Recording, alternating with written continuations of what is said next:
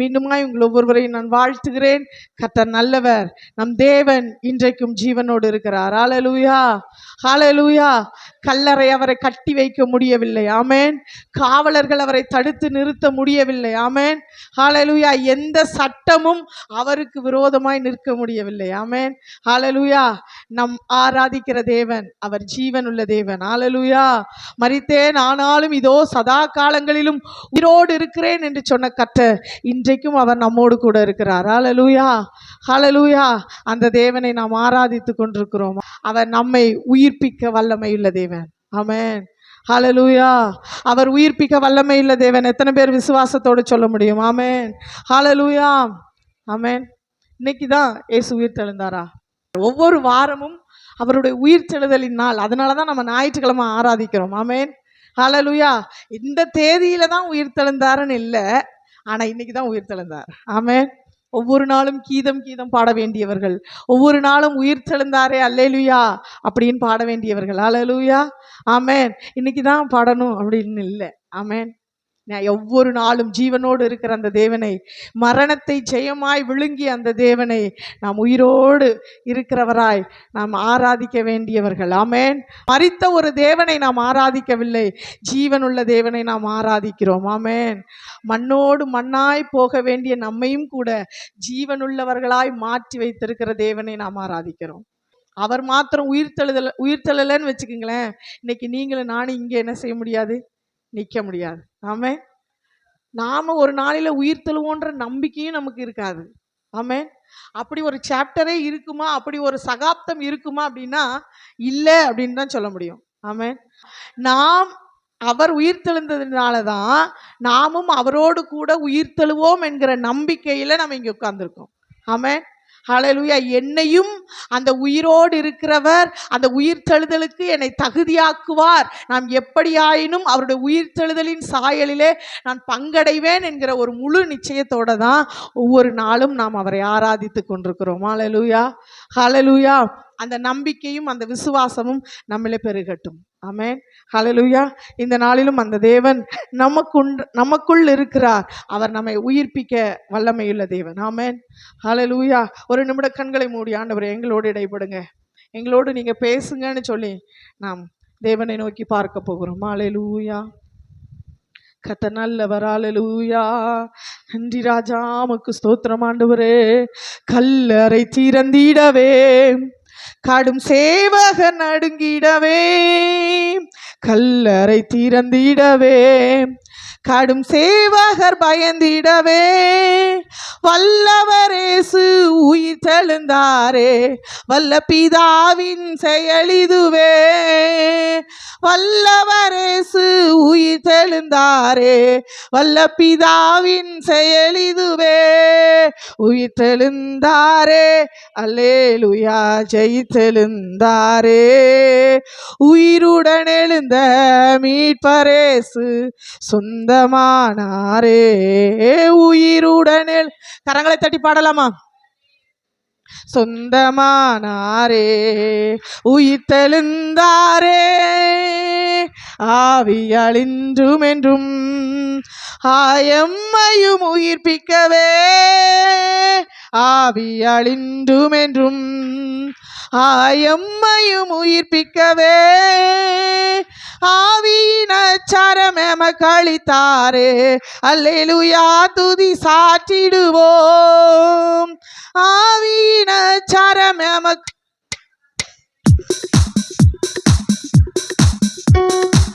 உயிர் தெழுந்தாரே. அல்லேலூயா, ஜெயித்தெழுந்தாரே. உயிருடன் எழுந்த மீட்பரேசன் சொந்தமானாரே. உயிருடன் எழுந்த மீட்பரேசன் சொந்தமானாரே. உயிர் தெழுந்தாரே, மரணமுன் கூரெங்கே, பாதாளமுன் ஜெயமெங்கே, மரணமுன் கூரெங்கே, பாதாளமுன் ஜெயமெங்கே. சாவையும் நோயையும் பேயையும் ஜெயித்தா சபையோரே துதி சாற்றிடுவோம். சாவை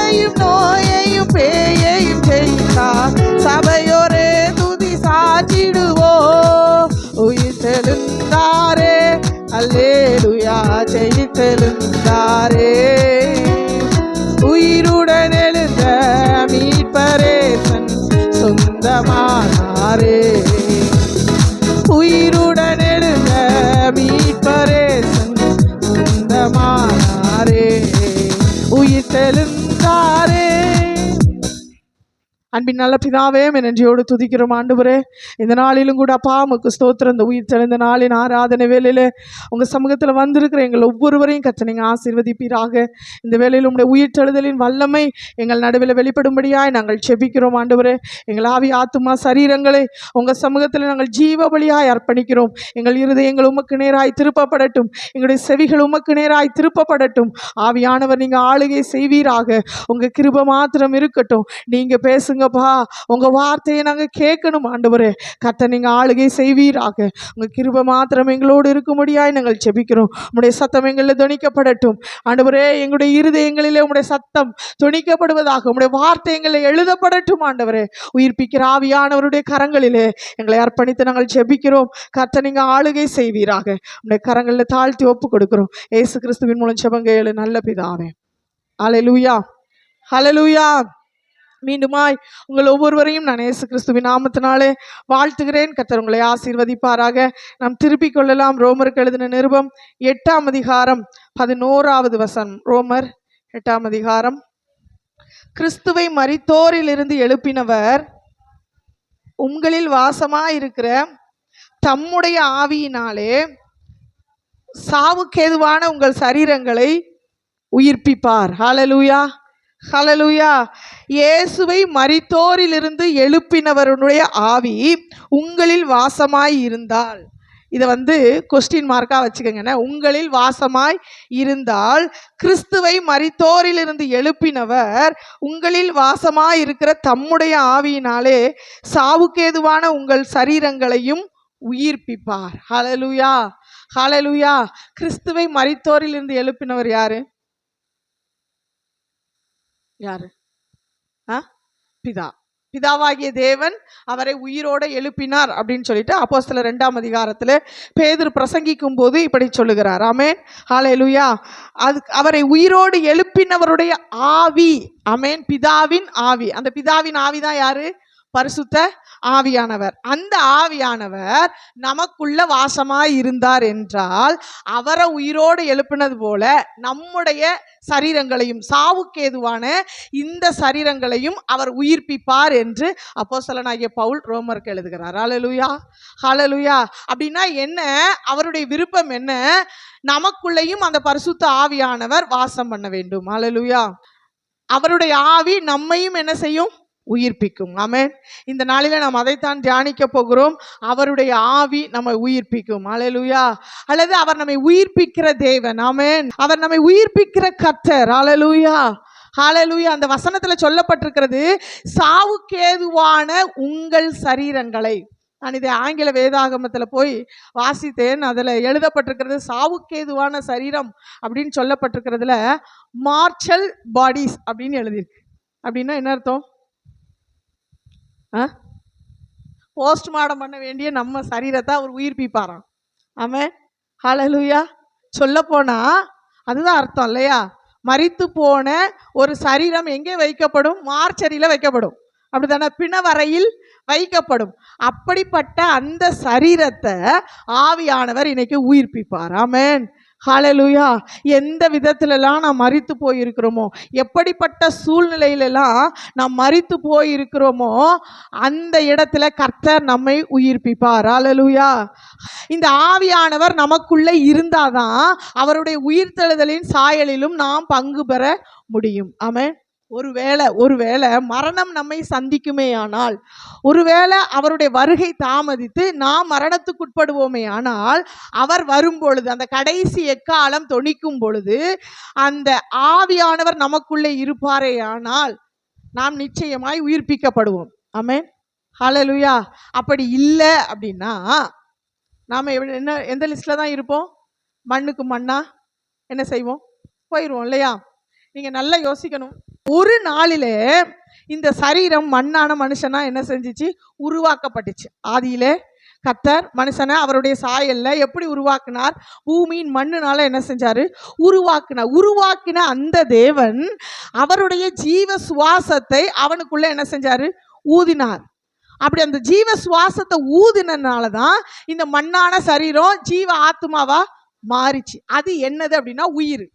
நமக்குள் விடுகிற அந்த சுவாசம், நாம் வெளிவிடுகிற அந்த மூச்சு, இதுதான் கிறிஸ்து நமக்கு தந்த ஆவி. ஆனா இந்த ஆவி என்ன செய்யணும்? ஒரு நாள் நாம் மரிக்கும் பொழுது தன்னை தந்த தேவனிடத்துக்கு என்ன செஞ்சிடும்? திரும்பிடும். தன்னை தந்த தேவனிடத்துக்கு திரும்பிடும். இப்படி அந்த திரும்பின அந்த ஆவி அவர்கிட்ட தான் என்ன செய்யும்? இருக்கும். ஆனா ஆத்துமா என்ன செய்யும்? தேவனுக்கு பிரியமாய் வாழுமே ஆனால், தேவனுக்கு உகந்த ஒரு பாத்திரமாய் இருக்குமே ஆனால், இளைப்பாறுதலான இடத்துல என்ன செய்யும்? இருக்கும். நம்ம வெள்ளிக்கிழமை தியானிச்சோம், அப்படித்தானே? தேவனுக்கு பிரியம் இல்லாமல் இருப்போமே ஆனால் பாதாளம் என்கிற ஒரு வேதனையுள்ள இடத்துக்கு என்ன செய்யும்? போகும். இதே போலதான் ஆவியானவர் நமக்குள்ளே இருப்பாரையானால், பரிசுத்த ஆவியானவர் நமக்குள்ளே இருப்பாரையானால், அவர் வருகிற அந்த நாளிலே இந்த ஆத்துமா, இந்த ஜென்ம சரீரம் ஒரு நாள் உயிர்ப்பிக்கப்படும். ஹல்லேலூயா, ஹல்லேலூயா. இல்ல, ஆவியானவர் இல்ல அப்படின்னு சொன்னா இது நியாய தீர்ப்புக்கென்று வைக்கப்படும். ஆமென், ஹல்லேலூயா. இன்னைக்கு நான் அந்த உயிர்த்தெழுதலையோ அந்த உயிர்ப்பிக்கப்படுதலையோ நான் பிரசங்கிக்க வரல. இன்னைக்கு சாவுக்கு ஏதுவான நம்முடைய சரீரங்களை கர்த்தர் எப்படி உயிர்ப்பிப்பார் என்பதை குறித்து தான் நாம் தியானிக்க போகிறோம். ஹல்லேலூயா, ஹல்லேலூயா. ஒரு நாளிலே இந்த சரீரம் அக்கிரமத்தினாலும் பாவத்தினாலும் மரிச்சு போய் இருந்துச்சு. ஆமென். எபேசியர் 1-2 அதிகாரம் 1 முதல் 5 வசனங்களிலே நாம் இதை என்ன செய்கிறோம்? வாசிக்கிறோம். அக்கிரமத்திலும் பாவத்திலையும் இந்த சரீரம், இந்த ஆத்துமா மரிச்சு போய் இருந்துச்சு. அந்த ஆத்துமாவை, அந்த சரீரத்தை அவருடைய இரத்தத்தினாலே என்ன செஞ்சாரு? உயிரோட எழுப்பினார். அப்படி அக்கிரமத்திலும் பாவத்திலும் மரித்திருந்த நம்மை அவருடைய இரத்தத்தினாலே கழுவி நம்மை உயிர்ப்பித்து அவரோட கூட உட்காரும்படியான ஒரு பாக்கியத்தை நமக்கு என்ன செஞ்சாரு? தந்தார். ஆனா அந்த சரீரம் என்னைக்கு அவருடைய இரத்தத்தினால கழுவப்பட்டுச்சோ, என்னைக்கு அவருடைய பிள்ளையாய் மாற்றப்பட்டுச்சோ, உயிர்த்தெழுதலின் சாயலிலே இணைக்கப்பட்டோம் என்கிற ஒரு நம்பிக்கை உடைய சரீரமாய் இந்த பூமியில வாழ்ந்து கொண்டிருந்தாலும் ஏதோ ஒரு நிலைமையில மரணத்துக்கு ஏதுவான சூழ்நிலையில தான் இன்னும் வாழ்ந்துட்டு இருக்கு. ஹல்லேலூயா. சாவுக்கு ஏதுவான சரீரமாகவே தான் வாழ்ந்து கொண்டிருக்கிறது. ஹல்லேலூயா, ஹல்லேலூயா. அந்த சாவுக்கு ஏதுவான அந்த சரீரத்தை தான் ஆவியானவர் சொல்றாரு, நான் உயிர்ப்பிப்பேன், நீங்க உயிரடைவீர்கள்னு கர்த்தர் சொல்லுகிறார். ஹல்லேலூயா, ஹல்லேலூயா. நான் ஒரு நீண்ட பிரசங்கம் செய்யவில்லை. கர்த்தர் எனக்கு சொன்ன வார்த்தையை மாத்திரம் சொல்லிட்டு போக விரும்புகிறேன். திருப்பிக் கொள்ளுங்கள். எசேக்கியேல் தீர்க்கதரிசியின் புஸ்தகம் 37 அதிகாரம், அதிலிருந்து நம்ம ஒரு சில வசனங்களை நாம் தியானிக்க போகிறோம். நான் எப்பொழுதுமே ஆவியானவர் ஒரு வசனத்தை தரும்பொழுது ஏன் எப்படி இப்படியெல்லாம் கொஸ்டின் கேட்டு செய்தி எடுக்கிறது வழக்கம். ஆனால் ஆண்டவர் என்னை நேரடியாகவே எசேக்கியேல் தீர்க்கதரிசன புஸ்தகத்துக்கு நேராக திருப்பினார். அதனால் இந்த அதிகாரத்திலிருந்து ஒரு சில வார்த்தைகளை பிரசங்கிக்கும்படியாய் ஆவியானவர் ஏவினபடினாலே அந்த வார்த்தைகளை உங்களுக்கு முன்பதாய் வைக்கிறேன். கர்த்தர் கிரியை செய்வாராக. வாசிக்கலாம். 37 அதிகாரம் முதல் 2 வசனங்களில் நாம் இப்படி வாசிக்கலாம். அமர்ந்து ஆவிக்குள்ளாக்கி வெளியே கொண்டு போய் எலும்புகள் நிறைந்த பள்ளத்தாக்கின் நடுவில் நிறுத்தி என்னை அவைகளின் அருகே சுற்றி நடக்க பண்ணினார். இதோ பள்ளத்தாக்கின் வெட்ட வெளியிலே அந்த எலும்புகள் மகா திரளாய் கிடந்தது, அவைகள் மிகவும் உலர்ந்ததுமாய் இருந்தது. ஹல்லேலூயா, ஹல்லேலூயா. இன்னைக்கு சபைக்கு வெளியே ஒரு கூட்டம் உலர்ந்து போன நிலைமையிலே இருந்தாலும் அக்கிரமத்திலும் பாவத்திலும் மரித்த நம்மை உயிர்ப்பித்ததான சபையானதும் உயிர்ப்பிக்கப்பட வேண்டியது அவசியம் என்பதை தேவன் விரும்புகிறார். ஹல்லேலூயா. அதுவும் உலர்ந்து போன நிலைமையிலே காணப்படுகிறது என்பதனாலே தேவன் இன்றைக்கு நம்மோடு பேசி கொண்டிருக்கிறார். ஹல்லேலூயா, ஹல்லேலூயா. அவைகள் மிகவும் உலர்ந்ததாய் இருந்ததா. இந்த அவைகள் யார் என்று நாம் வாசிப்போம் என்றால் 9 வசனத்தில் இப்படி வாசிக்கிறோம். என்னை பார்த்து நீ ஆவியை நோக்கி தீர்க்க தரிசனம் உரை, மனுபுத்திரனே நீ தீர்க்க தரிசனம் உரைத்து ஆவியை நோக்கி கர்த்தராகிய ஆண்டவர் உரைக்கிறது என்னவென்றால், ஆவியே காற்று திசை நான்கிலும் இருந்து வந்து கொலையுண்ட இவர்கள் உயிரடையும்படிக்கு இவர்கள் மேல் ஊது என்கிறார். ஹல்லேலூயா, ஹல்லேலூயா. இப்போ இந்த உலர்ந்தது யாரா? இந்த உலர்ந்த எலும்புகள் யாரா? கொலையுண்டவர்கள் அப்படின்னு எழுதப்பட்டிருக்கு. ஆமென். கொலையுண்ட இவர்கள் உயிரடையும்படிக்கு இவர்கள் மேல் ஊது. ஹல்லேலூயா. இன்னைக்கு அநேக விதத்துல நாம் கொலை செய்யப்பட்ட நிலைமையில இருக்கிறோம். ஆமென். ஹல்லேலூயா. வார்த்தையினாலே கொலை செய்யப்பட்டவர்களாய், அன்பில்லாத நிலைமையிலே கொலை செய்யப்பட்டவர்களாய், நம்பிக்கையற்ற நிலைமையிலே கொலை செய்யப்பட்டவர்களாய் நம்ம அமர்ந்திருக்கிறோம். ஹல்லேலூயா. ஹல்லேலூயா. இப்படிப்பட்ட நம்மை பார்த்து கர்த்தர் சொல்லுகிறார், நீங்கள் உயிரடைவீர்கள். ஆமென். நான் உங்களை உயிரடைய செய்வேன் என்று கர்த்தர் சொல்லுகிறார். ஹல்லேலூயா. ஹல்லேலூயா. யோபு இப்படி எழுதுகிறார். யோபு 14ஆம் அதிகாரம் 7 முதல் 10 வசனத்திலே நம்ம இப்படி வாசிக்கிறோம். யோபு 14ஆம் அதிகாரம் 7 முதல் 10 வசனங்கள்.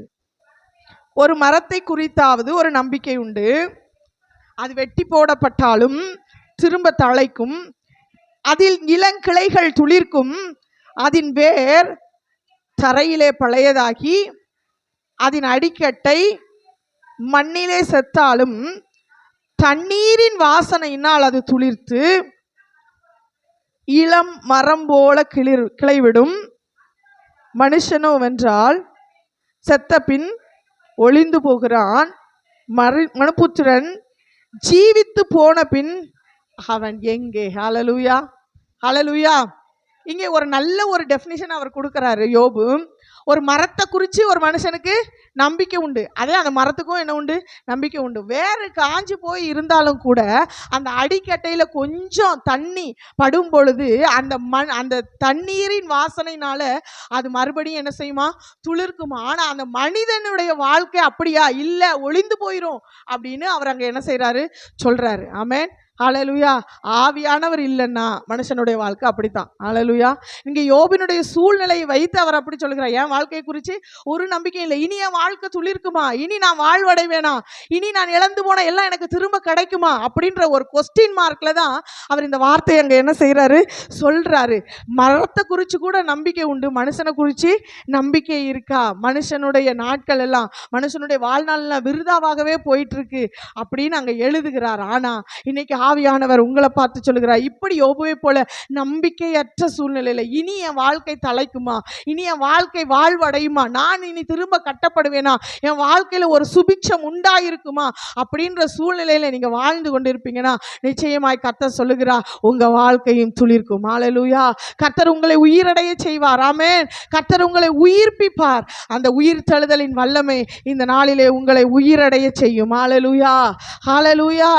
ஆமென். நிச்சயமா எந்த சூழ்நிலையினால உங்களுடைய வாழ்க்கை மரித்து போன நிலைமையில இருக்கிறதோ கர்த்தர் நிச்சயமாய் உயிரடை செய்வார். ஒருவேளை நான் சரீர பிரகாரமான வாழ்க்கையில சந்தோஷமா தான் இருக்கேன், நல்லா தான் இருக்கேன், ஆனா என் ஆவிக்குரிய வாழ்க்கையில என் விசுவாசம் செத்து போச்சு, என் விசுவாசம் சாவுக்கு நேரா போயிருச்சு, ஆதியிலிருந்து அந்த விசுவாசம் எனக்குள்ள இல்லை, ஆதியிலிருந்து அந்த தேவ பயம் எனக்குள்ள இல்லை, ஆதியிலிருந்து அந்த கிறிஸ்துவின் மேல் இருந்த அன்பு எனக்கு இல்லை, எல்லாமே மரித்து போன நிலைமையில இருக்கு, ஆதியிலிருந்து அந்த ஜெப வாழ்க்கை எனக்குள்ள, உபவாசம் எனக்குள்ள இல்லை, வேத வாசிப்பு எனக்குள்ள இல்லை, அதிகாலையில தேடுகிற அந்த அனுபவம் முன்னே போல எனக்கு இல்லை அப்படின்னு நீங்க சொல்லுவீங்கன்னா இந்த உயிர் தெழுதலின் காலை வேளையில கர்த்தர் சொல்லுகிறா, உங்க ஆவிக்குரிய வாழ்க்கையையும் அந்த பரிசுத்த ஆவியானவர் உயிரடைய செய்வார். ஹல்லேலூயா.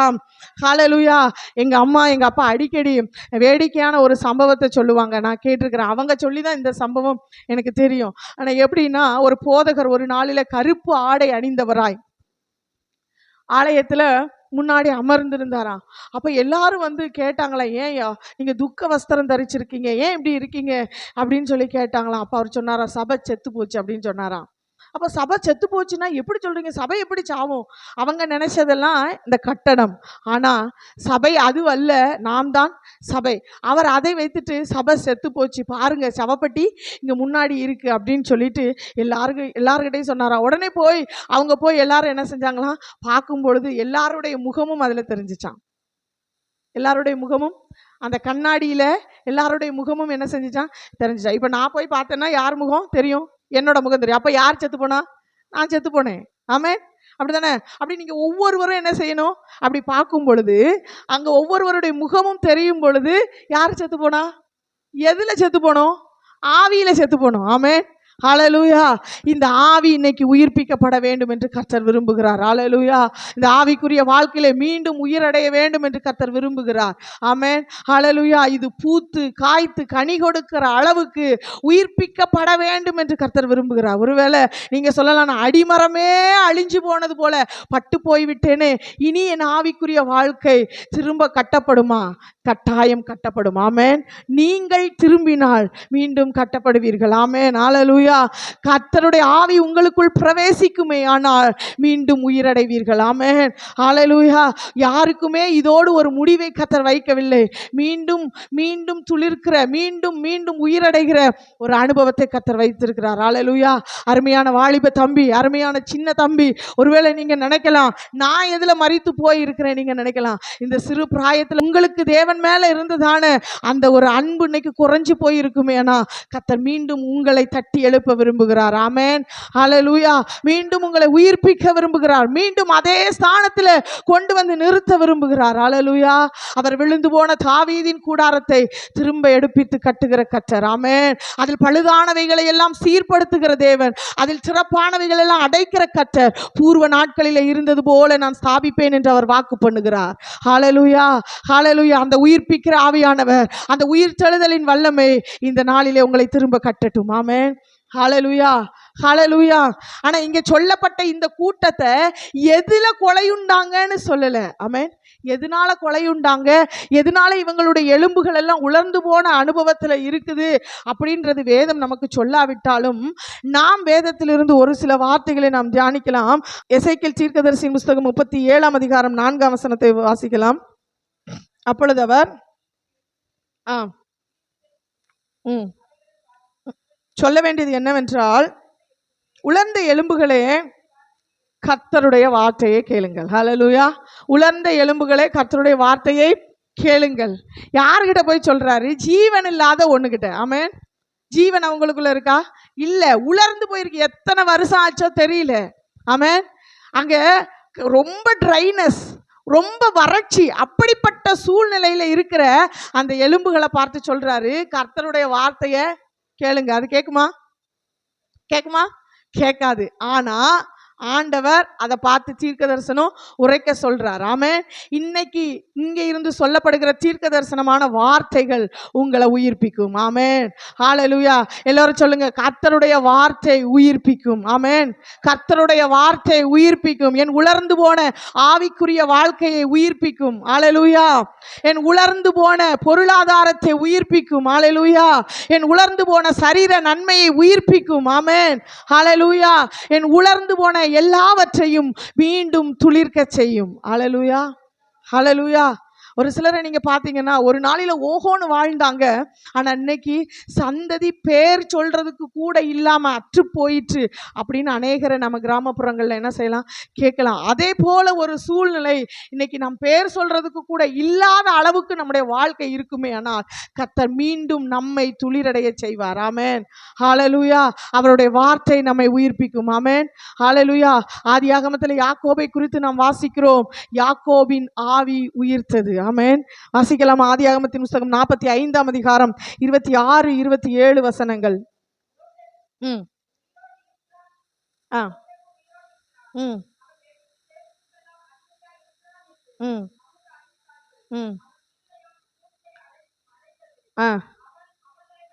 நம்பவில்லை. யோசேப்பு தங்களுடனே சொன்ன வார்த்தைகள் யாவையும் யாக்கோபுக்கு சொன்ன போதும் ஏற்றி கொண்டு போக யோசேப்பு அனுப்பின வண்டிகளை காணும் போதும் யாக்கோபின் ஆவி உயிர்த்தது. ஹalleluya. ஹalleluya. இங்கே யாக்கோபின் ஆவி எதை கேட்ட உடனே உயிர்த்தது என்றால், ஒருவன் உயிரோடு இருக்கிறான் அப்படின்ற ஒரு வார்த்தையை கேட்ட உடனே இங்க ஆவி உயிர்க்கிறது. ஹalleluya. அதைத்தான் நம்ம எசேக்கியேல் புத்தகத்துல வாசிச்சோம். வார்த்தை உயிர்ப்பிக்கும். ஆமென். இன்னைக்கு இந்த நாளிலே, அவருடைய உயிர்த்தெழுதலின் நாளிலே, உங்க காதுகளில் கேட்கிற ஏதோ ஒரு நற்செய்தி உங்க வாழ்க்கையை உயிர்ப்பிக்கும். ஆமென். ஹalleluya. மரித்து போன நிலைமையில இருந்ததான, துளிர்விட முடியாமல் இருந்ததான, அடுத்து என் வாழ்க்கை இதோட முடிஞ்சுதா அப்படின்னு யோசித்து கொண்டிருந்ததான நம்முடைய வாழ்க்கையை, நம்முடைய காதுகளிலே ஏதோ ஒரு நற்செய்தியை கர்த்தர் அனுப்பி உயிரடைய செய்வார். ஆமென். ஹalleluya. இந்த நற்செய்தியை கேட்க கூடாதபடிக்கு இந்த ஆவி எப்ப செத்துச்சு தெரியுங்களா? எப்ப யோசேப்பு செத்து போனா அப்படின்றத யாக்கோபு கேட்டாரோ அப்பவே இவர் என்ன செஞ்சிட்டாரு? முடிஞ்சு. அவருடைய ஆவி அப்பவே என்ன செஞ்சிச்சு? செத்து போச்சு. ஹalleluya. கேட்கக்கூடாத ஒன்றை, கேட்கக்கூடாத ஒரு துர்ச்செய்தியை நம்முடைய காதுகள் கேட்கும்போது நாம் ஏதோ ஒரு விதத்தில் மரித்து போய் விடுகிறோம். ஆமென். ஒன்று அது நம்மை குறித்தாதான ஒரு செய்தியா என்ன செய்யலாம்? இருக்கலாம்.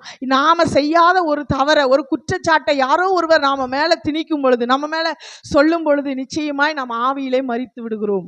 ஆமென். நடைபிணமா வாழ்கிற எத்தனையோ மனிதர்கள் இருக்காங்கங்க. ஆமென். ஹalleluya. ஹalleluya. கிறிஸ்துவ மாத்திரம் அறியாமல் இருப்போமே ஆனால் நமக்கு வருகிறதான பாடுகளும் உபத்திரவங்களும் ஆவியில நம்மளை என்னைக்கோ கொண்டிருக்கும். ஆமென். ஹalleluya. இன்றைக்கு கர்த்தர் நம்மை உயிரோடு வைத்திருக்கிறார். ஹalleluya. மீண்டும் உயிரடைய செய்வார். ஆமென். ஹalleluya. காணக்கூடாத ஒண்ணு, ஆமென், கேட்கக்கூடாத ஒண்ணு அவர் எப்ப கேட்டாரோ அப்ப அவருடைய ஆவி என்ன செஞ்சிச்சு? செத்து போச்சு. ஹalleluya. ஆமென். ஆமென். நீங்க அந்த அதிகாரங்களை நீங்க வாசிப்பீங்க அப்படின்னு சொன்னா, ஆதியாகமத்தின் புஸ்தகம் 37ஆம் அதிகாரம் திருப்பிக் கொள்ளுங்கள். 37ஆம் அதிகாரம் 33ஆம் வசனத்திலிருந்து நீங்க வாசிப்பீங்க அப்படின்னா வீட்டில் போய் வாசிச்சு பாருங்க. நான் இந்த சம்பவத்தை உங்களுக்கு சொல்றேன். யோசேப்பினுடைய சகோதரர்கள் அவனை இஸ்மவேலர் இடத்துல விட்டுட்டு அவனுடைய வஸ்திரத்தை என்ன செய்யறாங்க? ஒரு ஆட்டை அடிச்சு அதனுடைய ரத்தத்துல தோய்த்து தெரியாதது போல, ஒன்றும் தெரியாத நல்ல பிள்ளைய போல என்ன செய்யறாங்க? யாக்கோபின் இடத்துல வந்து சொல்றாங்க, இது உம்முடைய மகன், உம்முடைய குமாரன் யோசேப்பின் வஸ்திரம் தானோ, பாரும் அப்படின்னு சொல்லி என்ன செய்யறாங்க? காமிக்கிறாங்க. காமிச்ச உடனே அவர் அங்க என்ன செய்யறாரு? ஆமா, இது என் மகன் யோசேப்பின் வஸ்திரம் தான், அவனை ஏதோ ஒரு துஷ்ட மிருகம் அடிச்சிட்டுன்னு சொல்லிட்டு அவங்க புலம்பி அழுகிறத நம்ம பார்க்கிறோம். ஆமென். ஹalleluya. இன்னைக்கு காணக்கூடாத ஒன்றை நம்ம காணும்போது, கேட்கக்கூடாத ஒன்றை நம்ம கேட்கும் பொழுது நம்முடைய ஆவியில நாம் மரித்து போகிறோம். ஆமென். ஹalleluya. அது ஒருவேளை உபத்திரவமா இருக்கலாம், பாடா இருக்கலாம், அது கண்களின் இச்சையா கூட இருக்கலாம். ஆமென். ஹalleluya. சிம்சோன் பார்க்க கூடாதவைகளை பார்த்தான், காணக்கூடாதவைகளை கண்டான். அவன் கண்கள் மரித்து போயிற்று, அவன் ஆவியில செத்து போயிட்டான், அவன் கண்கள் பிடுங்கப்பட்டு போயிற்று. ஹalleluya. அவன் மறுபடியும் இந்த ஒரு விஷயம் மாத்திரம் எனக்கு மனம் இறங்கும்னு சொல்லும் பொழுதுதான் மறுபடியும் அவனுடைய ஆவி அங்கே உயிர்ப்பிக்கப்படுகிறது. ஆமென். ஹalleluya. வேதத்தில் வாசிக்கிறோம், அவனுடைய 7 ஜடைகளும் சிரைக்கப்பட்டு மறுபடியும் அவைகள் முளைக்க தொடங்கிட்டான். நான் விசுவாசிக்கிறேன், ஒருவேளை அந்த முளைக்க தொடங்கினதான அந்த ஜடைகள், அந்த தலை முடியானது மீண்டும் அவனை பலப்படுத்த வல்லமையுள்ளதா என்ன செஞ்சிருக்கும்? இருந்திருக்கும். ஆனா தேவனிடத்துல கடைசி நிமிடத்துல விழுந்ததான அந்த சிம்சோன் அதற்கு முன்பதாகவே என்னை நினைத்தருளும், நான் எதற்காய் பிடிக்கப்பட்டேனோ அதை பிடித்து கொள்ள நான் ஆசையா இருக்கிறேன்னு பவுலை போல சரண்டர் ஆயிருப்பாரே ஆனால், பவுலை போல தன்னுடைய வாழ்க்கையை ஒப்பு கொடுத்திருப்பானே ஆனால், நிச்சயமாய் பெலிஸ்தரின் கையில் இருந்து இஸ்ரவேலை ரட்சிக்கிற ரட்சகனாய் விளங்கி இருப்பான். ஹalleluya. ஹalleluya.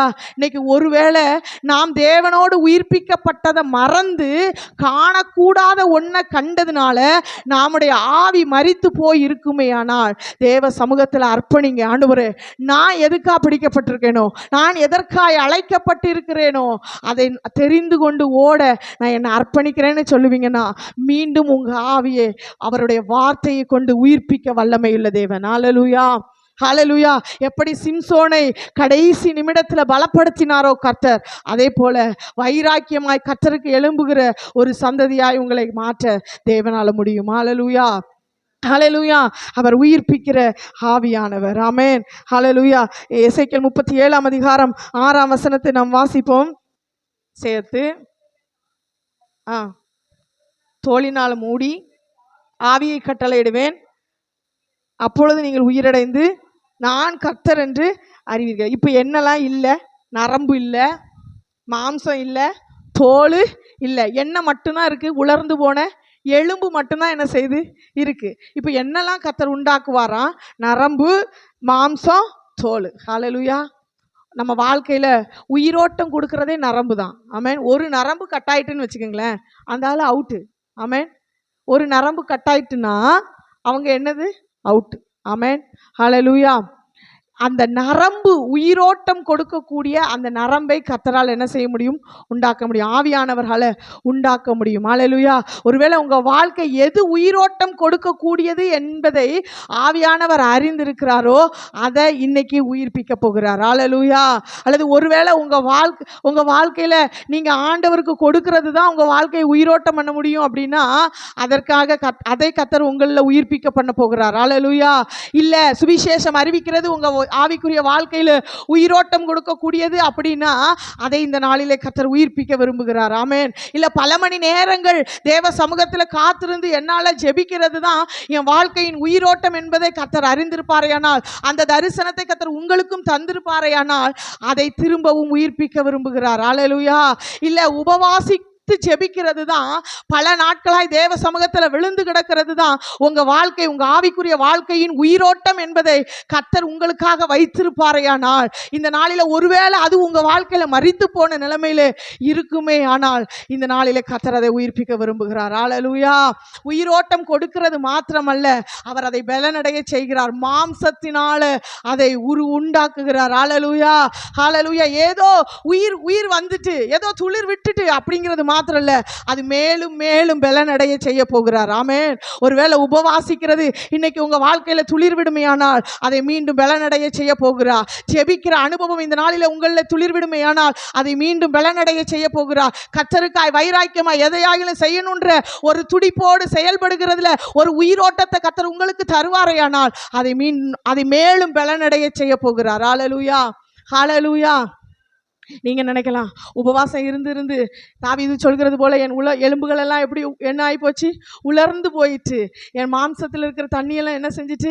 வற்றி போயிட்டு அப்படின்னு தாவீது சொல்லுகிறது போல என் மாம்சத்தில் பலன் இல்லை, நான் இனி சாத்தியம் இல்லை அப்படின்னு நீங்க நினைப்பீங்கன்னா அதுல ஒரு பாதுகாப்பை கர்த்தர் உங்களுக்கு தரப்போகிறார். அவைகளை தோளினால் அவர் மூட போகிறார். ஆமென். உபவாசம் இருக்கிறதுனால என் சரீர பலத்தை நான் இழந்துட்டேன், எனக்கு நிற்க கூட பலன் இல்லை, அடுத்த வேலை செய்ய பலன் இல்லை சொல்லுவீங்கன்னா கர்த்தர் இன்னைக்கு உங்க சரீரத்துக்கு ஒரு பாதுகாப்பை தரப்போகிறார். எந்த தீங்கும் உங்க சரீரத்தை அணுகாது. ஆமென். கர்த்தர் அதுதான் உங்களுக்கு வச்ச தேவ திட்டம்னா நீங்க சாகிற வரைக்கும் உபவாசித்து ஜெபிக்கிற கிருபையை கர்த்தர் தருவார். ஆமென். அன்னாள் என்கிறதான ஒரு விதவையை குறித்து நாம் வேதத்தில் வாசிக்கிறோம். லூக்கா எழுதின சுவிசேஷத்துல அவள் 84 வயதுடைய விதவையாய் இருந்த போதிலும் இரவும் பகலும் உபவாசித்து ஜெபிக்கிறவளாய் தேவனுடைய ஆலயத்தை விட்டு நீங்காதிருந்தாள். ஹல்லேலூயா. கர்த்தர் ஒருவேளை உங்க மேல அப்படிப்பட்ட கிருபையை வச்சிருப்பாரே ஆனால் அதற்கு ஒரு உயிரோட்டத்தை தருகிறது மாத்திரமல்ல, அதை மேலும் பலனடைய செய்து அதன் மூலமாய் வருகிற விளைவில் இருந்து கர்த்தர் உங்களை பாதுகாக்க போகிறார். ஹல்லேலூயா. எந்த தீங்கும் அணுகாதபடி கர்த்தர் உங்களை பாதுகாப்பார். ஹல்லேலூயா. ஹல்லேலூயா. ஆமென். கண்ணீர் விட்டு அழுது ஜெபிக்கிற கிருபையை கர்த்தர் உங்களுக்கு தந்திருப்பாரேனா? இல்லை நான் இன்னைக்கு அதை இழந்துட்டேங்க, மீண்டும் கர்த்தர் என்னை உயிர்ப்பிக்க விரும்புகிறார்னு நீங்க நினைப்பீங்கன்னா கர்த்தர் உங்களை இந்த நாளில உயிரடைய செய்வார் என்றால், ஒருவேளை கண்ணீர் விட்டு அழுதழுது என் கண்கள் பூத்து போயிற்று அப்படின்னு நீங்க நினைப்பீங்கன்னா அதை மேலும் பலனடைய செய்து மீண்டும் கண்ணீர் விட்டு அழுகிற ஒரு கிருபையை கர்த்தர் உங்களுக்கு தந்து அதுல ஒரு ப்ரொடெக்ஷனை, ஒரு பாதுகாப்பை கர்த்தர் உங்களுக்கு தரப்போகிறார். ஹல்லேலூயா. ஹல்லேலூயா. எந்த கிருபையா இருந்தாலும் இன்னைக்கு மரித்து போன நிலைமையில இருக்குமே ஆனால் கர்த்தர் உயிரடைய செய்ய போகிறார். ஆமென். ஹல்லேலூயா. சீஷர்களை குறித்து வேதத்தில் வாசிக்கிறோம், எங்களுடைய விசுவாசம் வர்த்திக்க வேண்டும். ஆமென். அப்போ சீஷர்களுடைய நிலைமை விசுவாசத்துல செத்து போன நிலைமை தான். நீங்க பாப்பீங்கன்னா இயேசு சொல்லும் போதுல அற்ப விசுவாசிகளை ஏன் சந்தேகப்பட்டீர்கள்? ஆமென். விசுவாசம் இல்லாத மாறுபாடு இல்லாத சந்ததியே, எது வரைக்கும் நான் உங்ககிட்ட பொறுமையா இருப்பேன்? ஏன் அற்ப விசுவாசிகளை ஏன் பயப்பட்டீர்கள்? இப்படியெல்லாம் என்ன செய்யறாரு? கேட்கிறாரு. ஆமென். 7 அப்பத்தையும் கொஞ்சம் மீனையும் கொண்டு வனாந்தரத்துல போஷிச்சதை மறந்துட்டீங்களா? அப்படியெல்லாம் ஆண்டவர் என்ன செய்யறாரு? கேட்கிறாரு. அப்போ சீஷர்களுடைய விசுவாசம் எப்படி இருந்தது? அற்புதத்தை கண்டு பார்த்தும் கூட இன்னைக்கு விசுவாசம் எப்படிதான் இருக்கு? செத்து போன நிலைமையில தான் என்ன செய்யுது இருக்கு. ஒவ்வொரு முறையும் கர்த்தர் நம்மை நடத்துகிற பாதைகள், அதிசயமாய் அற்புதமாய் நம்முடைய தேவைகளை சந்திக்கிற காரியங்கள், நம்மளை இதுவரைக்கும் நடத்தி வந்த பாதைகளை பார்த்தீங்கன்னு சொன்னா ஆச்சரியமானவைகளாகத்தான் இருக்கும். ஆனா இன்னும் நம்ம விசுவாசத்தில் எப்படி இருக்கிறோம்? மரித்து போன நிலைமையில தான் இருக்கிறோம். இன்றைக்கு கர்த்தர் அந்த விசுவாசத்தை உயிர்ப்பிக்க விரும்புகிறார். ஆமென். ஹல்லேலூயா. ஹல்லேலூயா. நாம தேவனிடத்திலிருந்து ஏதாச்சும் பெறணும்னு சொன்னா 2 மனசா இல்ல, பூரண விசுவாசத்தோட கேட்கும்போது கட்டாயம் நாம் அதை பெற்றுக்கொள்கிறோம். ஹல்லேலூயா. இன்னைக்கு காலையில கூட ஒரு மனப்பாட வசனம் படிச்சோம் இல்லையா? படிச்சவங்க சொல்லுங்க பாப்போம். மேலும் எடுத்து வாசிங்களேன். 21ஆம் அதிகாரம், மத்தேயு 21ஆம் அதிகாரம் 22வது வசனம். மேலும் விசுவாசம் உள்ளவர்களாய் சொல்லி முடிங்க. ஜெபத்தில் எவைகளை கேட்பீர்களோ அவைகளை பெற்றுக்கொள்வீர்கள். ஆமென். ஹல்லேலூயா. அப்போ விசுவாசத்தோட கேட்டாதான் கிடைக்கும். ஆமென். சீஷர்களை பார்த்தீங்கன்னா, ஏன் எங்களால் கூடாமற் போயிட்டு? ஆமென். ஏன் எங்களால் மட்டும் செய்ய முடியல? அதனாலதான் கடைசியில இயேசு சொல்லிட்டு போறாரு, விசுவாசிக்கிறவர்களால் நடக்கும் அடையாளங்கள் அவனை. ஆமென். நீ விசுவாசிச்சேன்னா என்னை விட பெரிய கிரியைகளை செய்வாய். ஆமென். நான் செய்த கிரியைகளை விட பெரிய கிரியை செய்யணும்னா விசுவாசம் என்ன செய்யணும்? உயிர்ப்பிக்கப்படணும். விசுவாசம் துளிர் விடணும். விசுவாசம் வர்த்திக்கப்பட வேண்டும். ஹல்லேலூயா, ஹல்லேலூயா. இன்னைக்கு நம்முடைய விசுவாசத்தை கர்த்தர் உயிர்ப்பிக்க விரும்புகிறார். ஹல்லேலூயா, ஹல்லேலூயா. நீங்க அடுத்தடுத்த வசனங்களை நீங்கள் வாசிப்பீர்களா? எசேக்கியேல் 37ஆம் அதிகாரம் 7வது வசனத்தில் இப்படி வாசிக்கிறோம். எனக்கு கட்டளையிட்டபடியே நான் தீர்க்க தரிசனம் உரைத்தேன். நான் தீர்க்க தரிசனம் உரைக்கையில் ஒரு இரைச்சல் உண்டாயிற்று. ஹல்லேலூயா. அங்க ஒரு சின்ன ஒரு அசைவை, சின்ன ஒரு காரியத்தை நாம் அங்க என்ன செய்யறோம்? ஒரு அடையாளத்தை நம்ம அங்க என்ன செய்யறோம்? பார்க்கிறோம். தீர்க்க தரிசனம் உரைச்ச உடனே ஒரு சின்ன அசைவு, செத்து போச்சுங்க, உலர்ந்து போச்சு. உலர்ந்து போனாவே முழுசும் ஒரு பாடியா அங்க என்ன செய்யல இல்ல. தலை தனியா, கை தனியா, கால் தனியா இருக்கிறதான அந்த உலர்ந்து போன எலும்புகளுக்கு நடுவில் ஒரு சின்ன அசைவு என்ன செஞ்சிட்டான்? உண்டாயிட்டான். ஒரு இரைச்சல் அங்க என்ன செய்தான்? கேக்குது. ஒரு சலனம், சலச்சலன்ற ஒரு சத்தம் அங்க என்ன செய்து கேக்குது. அப்ப ஏதோ ஒரு உயிரோட்டம் அங்க என்ன செஞ்சுட்டு வந்துட்டு. ஹல்லேலூயா, ஹல்லேலூயா. விசுவாசம் கிரியை செய்ய ஆரம்பிச்சுட்டு, உபவாசம் பலனடைய ஆரம்பிச்சுட்டு, ஜெபம் வேலை செய்ய ஆரம்பிச்சுட்டு. ஹல்லேலூயா. இன்னைக்கு கர்த்தர் ஒரு கையளவு மேகத்தை சபைக்கு காண்பிக்கிறார். ஆமென். ஹல்லேலூயா. அது நம் நடுவிலே பெருமழையாய் பெய்ய போகிறது. ஆமென். ஹல்லேலூயா.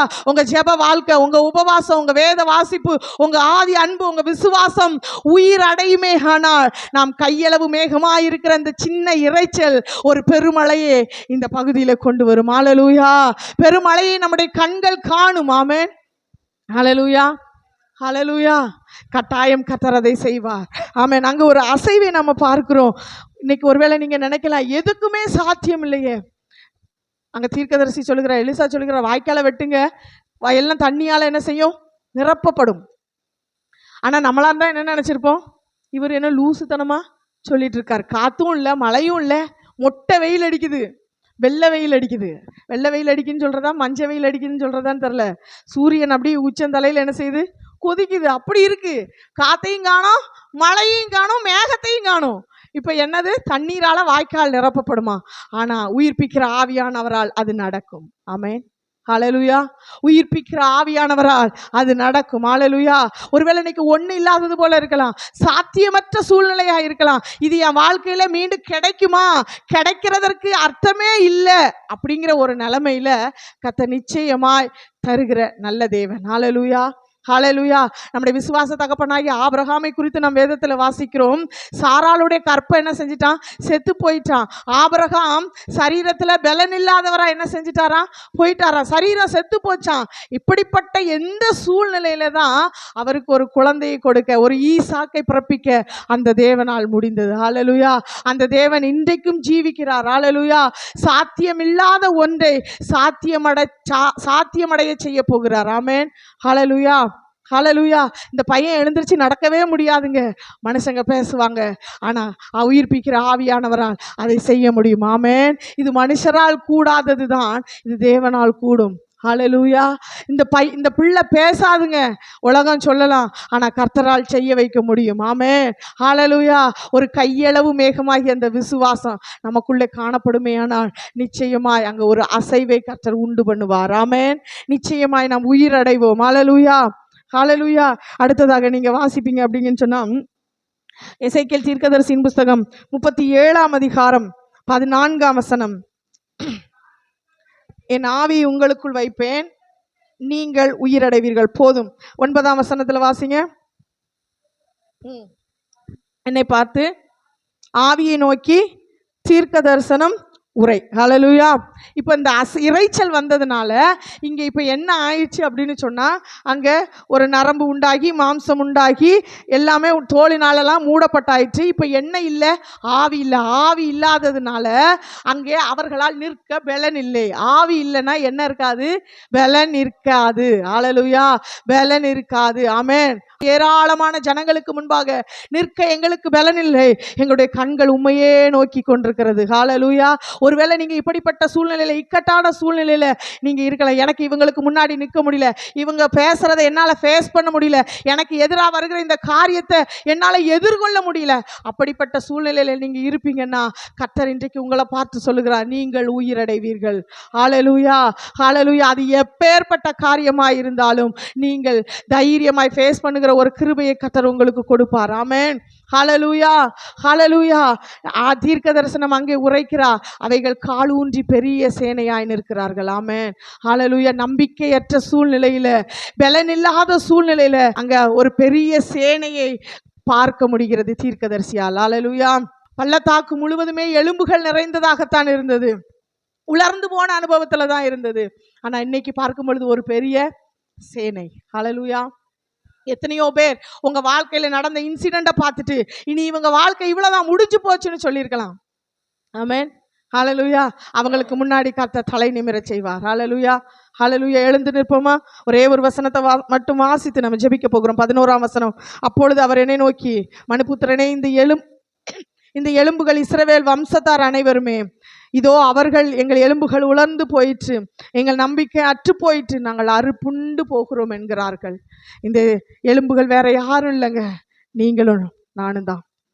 நம்ம அநேக நேரம் அவருடைய இரத்தத்தினால உயிர்ப்பிக்கப்பட்டவர்களாக இருந்தாலும், உயிர்த்தெழுதலின் சாயலுக்கு நான் பங்குள்ளவள் என்று நம்பிக்கை கொண்டு இருந்தாலும் கூட, அவரோடு கூட உன்னதங்களில் உட்காரும்படி அழைக்கப்பட்டவள் என்கிறத உணர்ந்திருந்தாலும் கூட, உயிர்த்தெழுதலின் சாயலில் நான் இணைக்கப்பட்டிருக்கிறேன் என்று சொன்னாலும் கூட, நம்ம அநேக நேரங்களில் இப்படித்தான் சொல்லி கொண்டிருக்கிறோம். நாங்கள் எங்கள் வாழ்க்கை உலர்ந்து போயிற்று, எங்கள் எலும்புகள் உலர்ந்து போயிற்று, எங்கள் நம்பிக்கை அற்று போயிற்று, நாங்கள் அறுப்புண்டு போகிறோம், இனி என் வாழ்க்கை துளிரடையுமா, இனி நான் மேன்மையடைவேனா, இனி நான் வாழ்ந்து சுகித்திருப்பேனா, இப்படித்தான் நம்ம சொல்லி கொண்டிருக்கிறோம். ஆனால் கர்த்தர் சொல்லுகிறார், நீங்கள் உயிரடைவீர்கள். கிறிஸ்துவை மரித்தோரிலிருந்து எழுப்பின அந்த ஆவியானவர் சாவுக்கேதுவான உங்கள் சரீரங்களையும் அவர் உயிர்ப்பிக்க வல்லமையுள்ள தேவன். நீங்க சொல்லுவீங்களா, ஆண்டவரே, ஒருவேளை என் வாழ்க்கை உயிரடைய வேண்டும் என்று நான் விரும்புகிறேன்ப்பா, உயிரற்ற தன்மையில் இருக்கிற என் வாழ்க்கை மீண்டும் உயிரடையட்டும் ஆண்டவரே, உயிரடையட்டும். உங்க உயிர் தெழுதலின் வல்லமை என்னை ஆளுகை செய்யட்டும் ஆண்டவரே, என் ஆவிக்குரிய அனுபவம் மீண்டும் உயிரடையட்டும் அப்பா, மீண்டும் துளிர் விடட்டும் ஆண்டவரே, உங்க உயிர் தெழுதலின் வல்லமை என்னை நிரப்பட்டும்னு சொல்லுங்க. ஹல்லேலூயா. ஹல்லேலூயா. உம்மை துதிக்கிறோம் ஆண்டவரே, உமக்கு நன்றி ராஜா. எங்களை நீங்க உயிரடைய செய்யுங்கப்பா. எங்க வாழ்க்கையின் நம்பிக்கையெல்லாம் அற்று போயிட்டு ஆண்டவரே, நாங்கள் நம்பிக்கை இல்லாதவர்களை போல இதுவரைக்கும் வாழ்ந்துட்டோம். அநேக நேரங்களில் சொல்றோம் இல்லையா, இவ்வளவுதான், இதை வச்சுட்டு நம்ம கடைசி வரைக்கும் ஓட்டிட வேண்டியதான், இதை வச்சுட்டே நம்ம காலம் தள்ளிட வேண்டியதான். எத்தனையோ நாட்கள் நமக்கு நாமே தீர்க்க தரிசனம் சொல்லியிருக்கோம் இல்லையா, அதெல்லாம் விட்டுட்டு விசுவாச அறிக்கை செய்யுங்க. மீண்டும் என் வாழ்க்கை உயிரடையும், மீண்டும் கர்த்தர் என் வாழ்க்கையை துளிரடைய செய்வார், மீண்டும் என் வாழ்க்கையை கனி கொடுக்கிறதாய் மாற்றுவார், மீண்டும் என் ஆவிக்குரிய வாழ்க்கையில ஒரு மேன்மையை காண செய்வார். நான் உயிரடைவேன், மீண்டும் கர்த்தருக்காய் எழும்பி பிரகாசிப்பேன், என் வாழ்க்கையை அவர் உயிரடைய செய்வார், அநேகருக்கு ஆசீர்வாதமாய் மாற்றுவார். அந்த விசுவாச அறிக்கையை செய்யுங்க.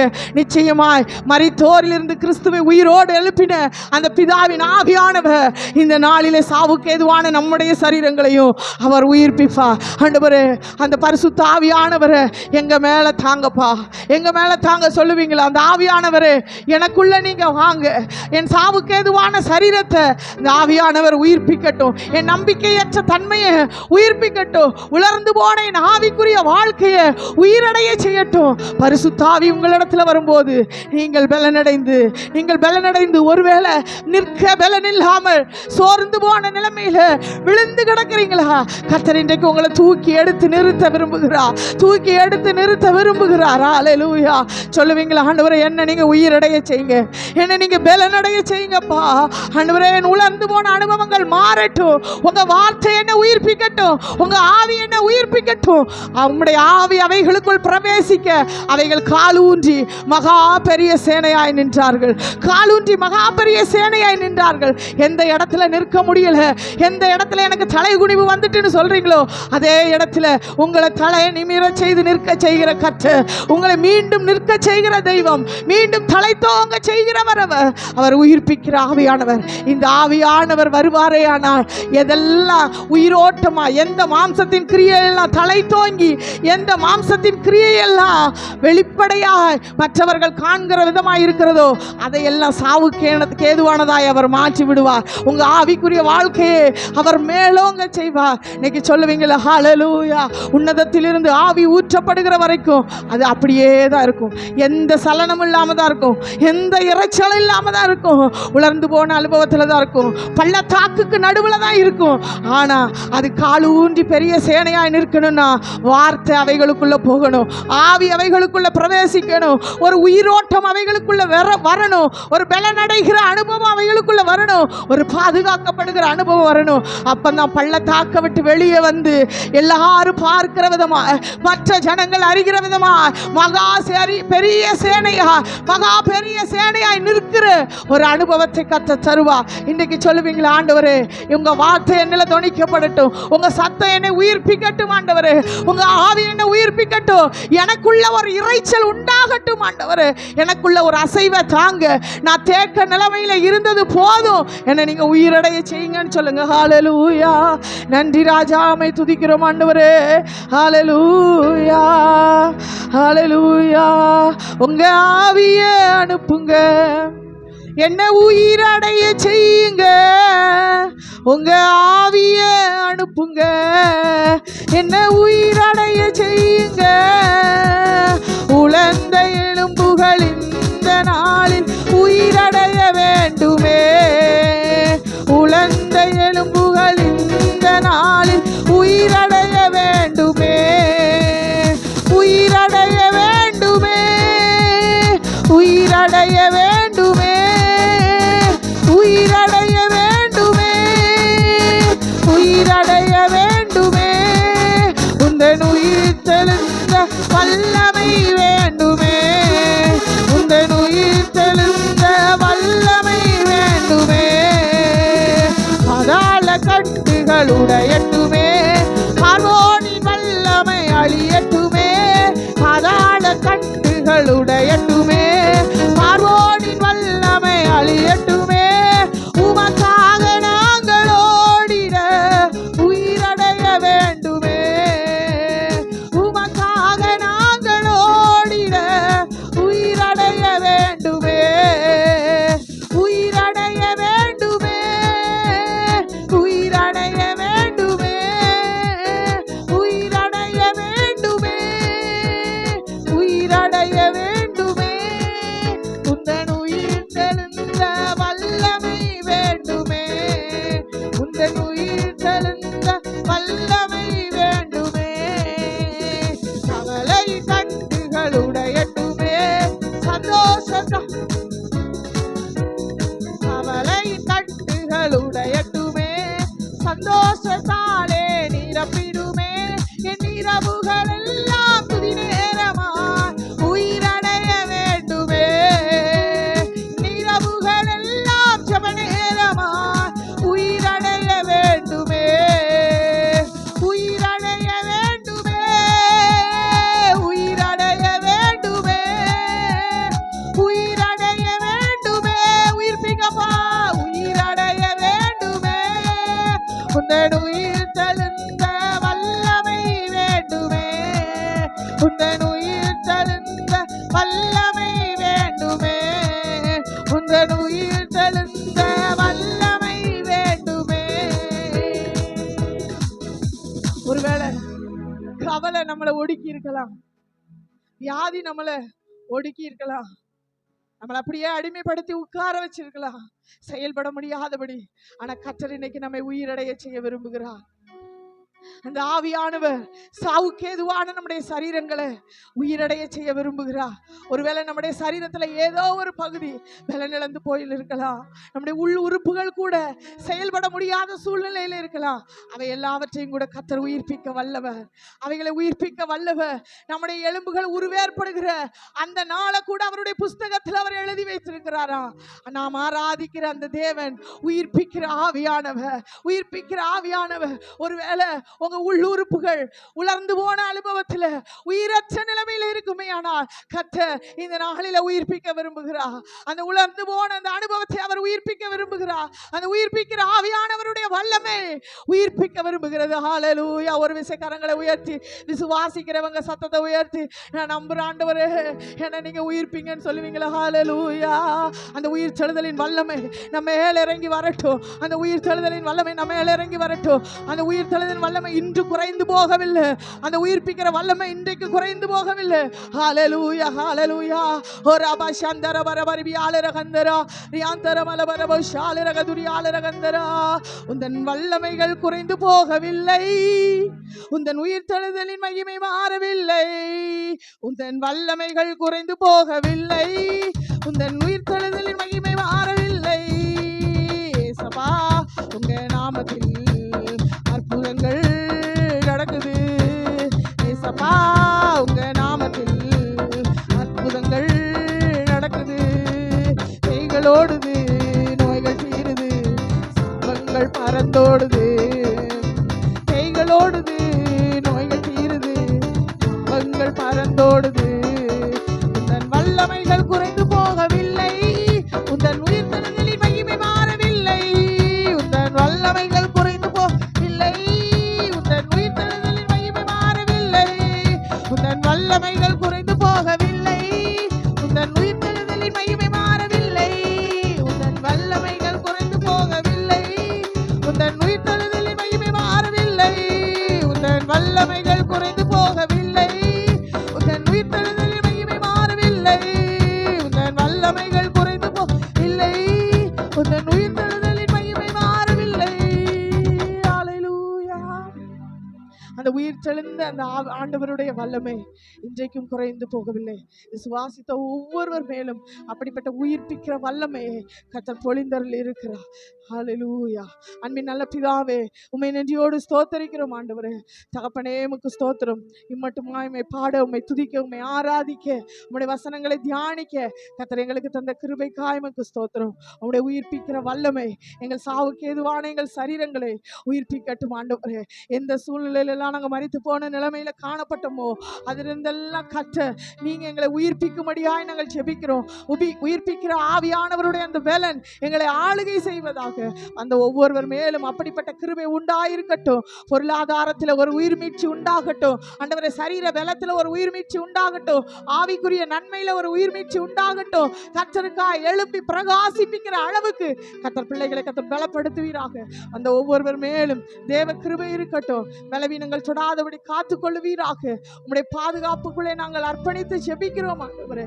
பிள்ளைகள் ஒவ்வொருவரையும் கர்த்தர் ஆசீர்வதிங்க. கையின் பிரயாசங்கள் ஆண்டவரே, வருமானங்கள் ஒவ்வொன்றிலும் கர்த்தருடைய கரம் இருக்கட்டும். கர்த்தருடைய கரம் ஆளுகை செய்வதாக. சத்துரு தொடாதபடி வேலியடைப்பீராக ஆண்டவரே. உமக்கு ஸ்தோத்திரம் ஆண்டவரே. மீண்டும் ஆண்டவரே உங்க சமூகத்துல விழுந்து கிடக்கிற ஒரு பாக்கியம் எங்கள் ஒவ்வொருவருக்கும் உண்டாகட்டும் அப்பா. உயிர் மீட்சி அடைகிற ஒரு அனுபவம் சபை நடுவே உண்டாவதாக. அந்த ஒவ்வொருவர் மேலும் தேவ கிருபை ஆளுகை செய்யட்டும். வராத பிள்ளைகளை நாங்கள் நினைவு கூறுகிறோம். வருகிற வாரங்களில் கர்த்தர் தடைகளை மாற்றி கர்த்தர் கொண்டு வருவீராக. உயிர் தெழுந்த வல்லமை அவர்களையும் ஆளுகை செய்யட்டும் ஆண்டவரே. கர்த்தர் ஆசீர்வதிங்க. இயேசு கிறிஸ்துவின் மூலம் ஜெபம் கேள நல்ல பிதாவே.